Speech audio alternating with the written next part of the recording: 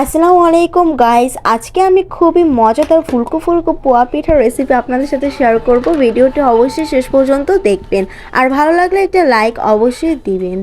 তো এখানে আমি উপকরণগুলো ফার্স্টে দেখিয়ে দিয়েছি। এখানে আমি চালটা ভিজিয়ে রেখেছিলাম, এখন আমি চালটা নিয়ে ভালো করে ব্লেন্ড করে নিব, চালের গুঁড়ো বানিয়ে নিব।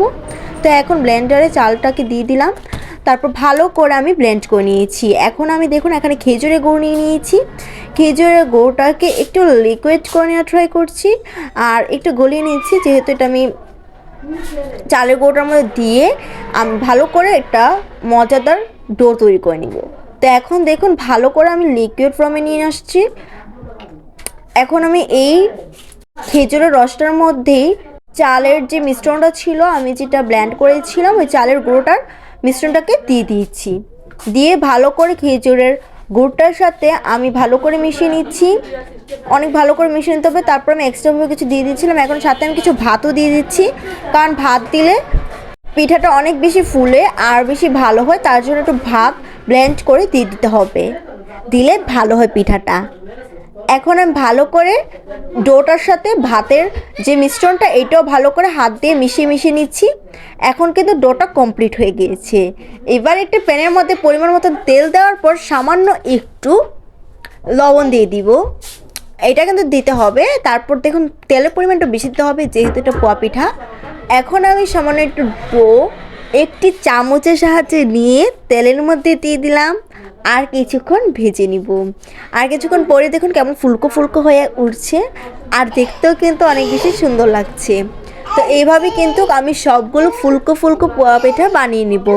আমি আপনাদের বোঝার সুবিধার্থে আবারও দেখিয়ে দিচ্ছি, জাস্ট দেখুন কতটা ফুলেছে। এইভাবে কিন্তু ফুলকো ফুলকো পিঠা সবার হয় না, তো এই সেম প্রসেসটা ফলো করলে ফুলকো হতে বাধ্য হবে, কারণ এত বেশি সুন্দর হয় পিঠাটা আর খেতে তো মানে কিছু বলার ভাষাই নেই। যাই হোক, এইভাবে সেম প্রসেসটা ফলো করে কিন্তু আপনারা এই মজার মজার পিঠাটা বানিয়ে নিতে পারেন। জাস্ট দেখুন কতটা ফুলেছে আর আপনারা তো নিজের চোখেই দেখতে পেরেছেন কতটা ফুলেছে, আর প্রসেসটা তো দেখতেই পেরেছেন। এত ইজি, আপনাদের বোঝার সুবিধার্থে আমি বারবার করে দেখিয়ে দিচ্ছি যেন আপনাদের ভুলই না হয়, যেন আপনারা সব সময় পারেন বানাতে। তো আপনারা সব সময় এই সেম প্রসেসটা ফলো করে পিঠা বানিয়ে নিতে পারেন। তো এই তো আমার কিন্তু পিঠা বানানো কমপ্লিট হয়ে গিয়েছে। এক পিঠ ব্রাউন কালার হয়ে আসলে আরেক পিঠে উল্টে দিতে হয়।